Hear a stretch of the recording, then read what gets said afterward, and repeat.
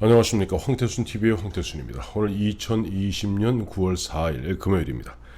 오늘 정말 희한한 일이 벌어졌습니다. 그동안 추미애 법무장관을 위해서 물불을 안 가리고 추미애 장관을 위해서 견마지로를 다하던 김남국 의원, 변호사 출신이죠. 김남국 의원, 조국 키즈이기도 합니다. 오늘 갑자기 태도가 180도 바뀌었습니다. 오늘 오전에 보니까 그 김남국 의원은 이야기는 간단해요. 김남국 의원이 하는 것은 추미애 보좌관이 전화를 했다는 추미애 보좌관의 전화는 부적절하다. 또 추미애 장관의 아들 진료 기록을 공개하면 모든 것이 해결될 것이다. 어제까지 입장과 거의 180도 바뀌었습니다.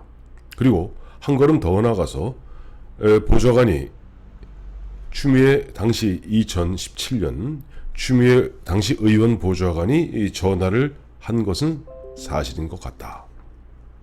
깜짝 놀랐습니다. 그리고 그런 가운데 지금 추미애 장관이 의원 시절에 국회에 이제 보좌관 4급 보좌관이 2명 있습니다. 그래서 선임자를 보통 흔히 이제 수석 보좌관이라고 그 다음에 조금 그보다 나이가 어린 친구들을 보통 차석 보좌관이라고 하죠. 둘 다 4급입니다만은 차석 보좌관을 지냈던 친구는 나는 군에다 전화한 적이 없다 하고 명명백백하게 밝혔습니다. 그에 반해서 선임 보좌관, 즉 수석 보좌관은 지금 청와대 아마 행정관으로 근무하고 있는 것 같습니다. 이 수석 보좌관은 묵묵부답, 어떠한 이야기도 꺼내고 있지 않습니다. 그렇다면 김남국 변호사가 보면 지난해 조국 사태 때 그야말로 죽기 살기로 조국 당시 장관을 갖다가 쉴드를 치고 보호함으로써 조국 키즈라는 그런 자기 나름대로의 훈장을 갖다 얻었고, 그 훈장을 바탕으로 실제 금태섭 의원이 당시 금태섭 의원이 지역구였던 그 지역구를 갖다가 도전장을 던지면서 세간의 파문, 세간의 어떤 센세이션을 일으키지 않았습니까? 물론 당선은 다른 지역구에서 당선됐습니다만은 왜 갑자기 어제까지 철저하게 추미애 법무장관을 보호하고 옹호하고, 심지어는 얼마 전에 지난 8월 달에는 모모한 의원들끼리 나와서 키득키득거리면서 방송하면서 추미애 장관 아들 문제를 갖다가 거론하고 있는 야당 의원 등등을 향해서 독소리, 즉 개소리라고, 물론 잘 본인이 직접 한 얘기는 아닙니다만은 그러면서 키득거렸던 그들이 왜 9월 4일 하루 만에 180도 바뀌었을까? 그리고 아시겠습니다만 추미애 장관은 얼마 전 9월 1일이던가요? 법사위에 나와서 제가 어제 다뤄드렸습니다만은 보좌관이 전화한 사실이 없다가 아니라 보좌관이 전화한 사실이 있지 않다라고 그야말로 교묘한 법률가적, 이른바 법비적 발언으로 공공한 지경을 면해 나가려 했습니다만은 무언가 보면 갑작스럽게 지금 박주민 의원을 비롯해서 또 김남국 의원을 비롯해서 이재정 의원 등등을 비롯해서 이 양반들, 젊은 친구들이 주로 민변 출신, 변호사 출신으로서 사실상 지금 집권 여당의 어떻게 보면 강한 목소리를 갖다가 리드해 나가는, 좀 더 생경하게 이야기하자면 흔한 얘기로 문파의 강력한 지지를 받고 있는 젊은 피들입니다. 그런데 이 젊은 피인 김남국 의원이 왜 갑자기 태도를 180도 바꾸어서 추미애 장관을 갖다가 저격하고 나섰을까? 이제 추미애 장관은 정리할 때가 되었구나 라고 문재인 대통령이 아니라 이른바 문파들, 그리고 문파들 중심으로 문파들의 여론을 형성해 나가는 그러저러한 사람들 간의 이심전심의 합의에 이른 것이 아닌가. 얼마 전에도 누가 얘기했죠.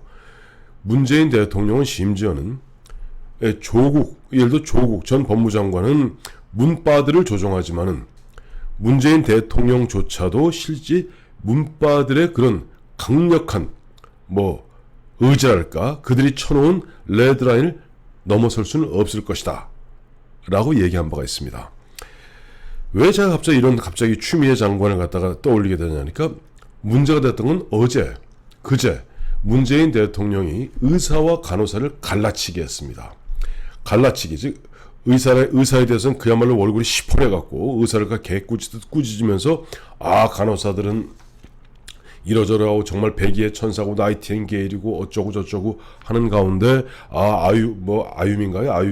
아이유가 보면 뭘 보냈다 하면서 의사와 간호사를 철저하게 마치 임대인과 임차인을 갈라치기 해서 들어갔는데 이것이 문제가 되고 너무 옹졸하다는 얘기 들으니까 그거는 청와대 내에서 먼저 밝힌 거예요. 이거는 문재인 대통령이 직접 SNS에 올린 것이 아니라 비서관 차원에서 올린 것이다 라고 하니까 또 고민정 대변인 출신의 고민정 의원 같은 경우는 말 같지 않은 이야기를 옹호합니다만 고민정 의원 얘기는 빼겠습니다. 뭐냐는 게 굉장히 중요한 이야기입니다. 뭐냐니까 대통령이 예를 들어서 비서관들도 자기 의견을 낼 수야 있겠죠. 그러면 예전 옛날 조국 씨가 민정수석 할 때 같이 민정수석인 민정수석 자기 SNS에 올리는 건 누가 뭐라고 그러겠습니까? 물론 그것도 도에 넘치는 이야기입니다만은 문제는 비서관들이 알아서 나름대로 메시지를 만들어서 대통령의 재가를 받았는지 아니 받았는지 모르겠습니다만은 그걸 문재인 대통령 이름으로 그것도 문재인 대통령 개인의 SNS 계정을 통해서 알렸던 이건 뭐냐니까 대통령 헛개비란 얘기입니다. 지금 보면 북한에서는 안 그래도 지금 김정은이 위임 통치 김정은이 위임 통치해서 모든 권한을 갖다 아랫사람들한테 나누어 주었다. 그래서 도저히 있을 수 없는 노동신문 창간 이후에 도저히 있을 수 없는 일이 지금 북한에서 벌어지고 있지 않습니까? 노동신문 일면에 어느 순간에 김정은 사진은 사라지고 그 다음에 무슨 이번에 총리 맡은 사람 이번에 노동당 부위원장 이런 노동당 간부나 정부의 고위직들 사진이 일면을 갖다가 도배하고 있습니다. 그쪽이 위임 통치라면 우리는 뭡니까? 아바타 통치입니까? 대통령은 그냥 얼굴만 빌려주고 대통령은 자기 SNS 계정만 빌려주고 밑에 비서관들이 봐야 이렇게 저렇게 메시지를 마음대로 내도 되는 겁니까? 이것이 문제가 되는 가운데 갑자기 하루 만에 저는 깜짝 놀랐어요. 김남국 의원의 이 이야기를 듣고 어제까지 추미애 장관 그리고 추미애 장관 아들 그리고 그런 일련의 과정 등등에 대해서 철저하게 추미애 장관을 갖다 위해서 추미애 장관의 입장에서 추미애를 위해서 하여튼 추미애 장관 아들 서일병의 입장에서 철저하게 옹호하던 사람이 갑자기 추미애 장관 보좌관 전화는 부적절하다. 추미애 장관 나와서 자기 보좌관이 전화를 한 사실이 있지 않다고 얘기했거든요. 근데 있지 않다는 그 사실조차도 뭉개버리는 겁니다. 뭉개고 보좌관이 전화한 것은 사실인 것 같다 라고 확 질러버렸어요. 그러면 추미애 장관은 거짓말한 게 됩니다. 제가 말씀드렸죠. 있지 않다 그랬으니까 나는 몰랐다. 다만 보면 그 보좌관이 흔한 얘기 알아서 기었다 라고 그쪽 보좌관 선에서 꼬리를 자르려 들겠습니다만 그 당시에 차석 보좌관은 그런 건 한 적 없다 라고 얘기하고 있고 지금 청와대에 근무하고 있는 그 당시 수석 보좌관 선임 보좌관은 지금 묵묵부답인 가운데 추미애 장관이 예를 들어서 지금 이번에 박주민 의원이 대표 경선에 나가서 거의 20% 가까운 득표율을 기록했습니다. 물론 2등은 김부겸 전 의원이 했습니다만은 박주민 의원 최소한 지금 민주당 내 흐름을 갖다 좌지우지할 수 있고 심지어 대통령조차도 꼼짝 못하게 할 수 있는 문바들 극성 팬덤들의 대표 주자가 앞서 말씀드렸던 박주민, 김남국, 이재정 등등등등등인 거예요.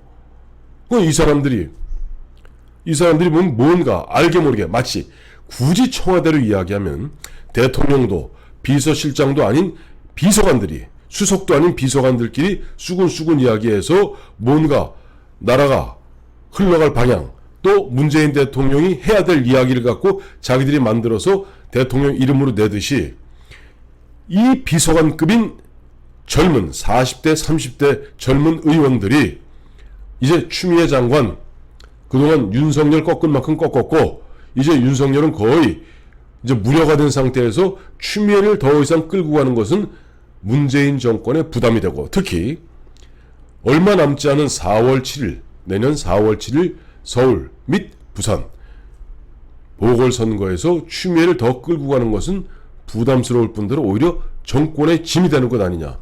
그들의 목적은 문재인 대통령의 퇴임 후에 아니라 문재인 대통령의 집권력 강화가 아닙니다.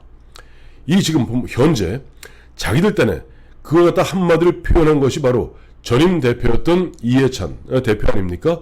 20년 집권을 위해서 최소한 문재인 대통령 시절에 뿌리내리기 시작한 자신들의 개혁의 그러한 노력들이 차근하고 꽃을 피우기 위해서는 최소한 20년 집권이 필요하다고 얘기했습니다.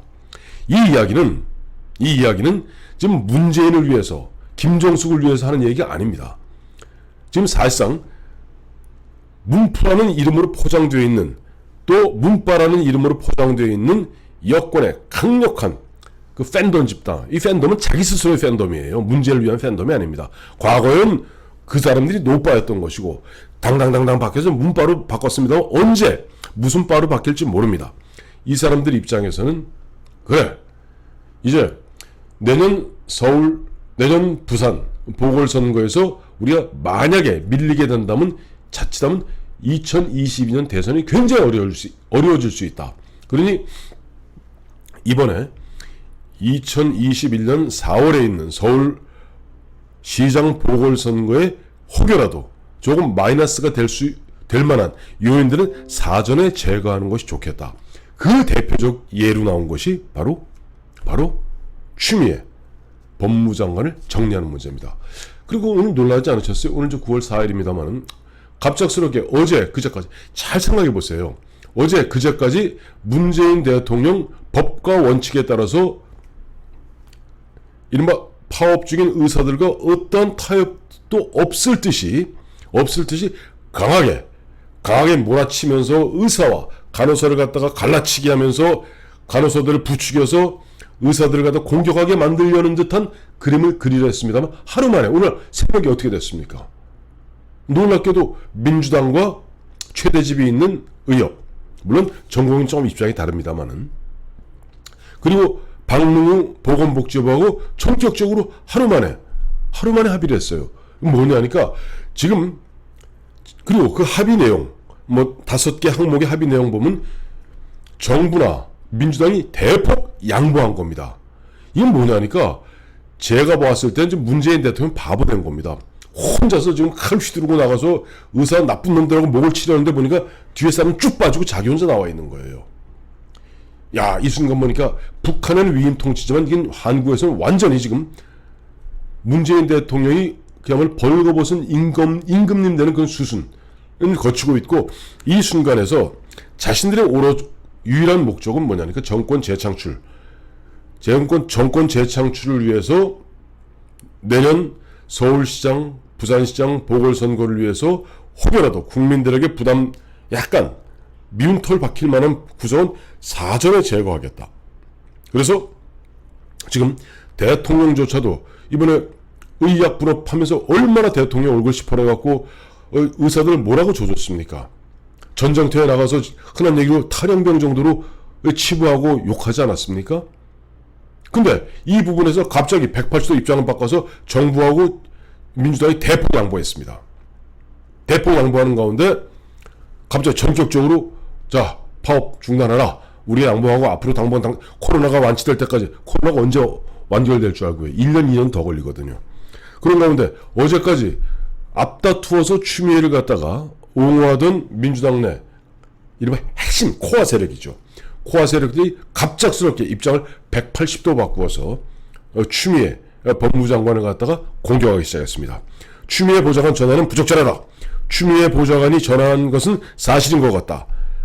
추미애 아들 서일병의 진료 기록을 공개하면 모든 것이 해결될 거 아니냐. 그 죽어도 못하겠다는 거였거든요. 자, 이와 같이 입장이 180도 바뀐 그 부분에서 추미애 법무장관, 제 그림이 있습니다만 지금 뒷목을 잡을 만한 일이 지금 벌어지고 있다. 그리고 이건 9월 3일과 9월 4일 한 하루 만에 이렇게 갑자기 바뀌는 모습 보면서 뭔가 이들 입장에서는 뭔가 지금 또 이 시점 여기서 조금 시간을 더 끌었을 경우는 자신들이 흔한 얘기로 수습하기 어렵기 때문에 흔한 얘기로 이쯤에서 추미애 손절매하고 또 문재인 대통령은 일정 부분 거리를 차곡차곡 두어가는 그런 절묘한 교묘한 수를 두고 있다. 그리고 그 수를 갖다가 가장 어린 그들 내에서 가장 어리고 어린 친구인 김남국 의원을 통해서 첫 발을 발사했다. 그렇게 보시면 될 것 같습니다.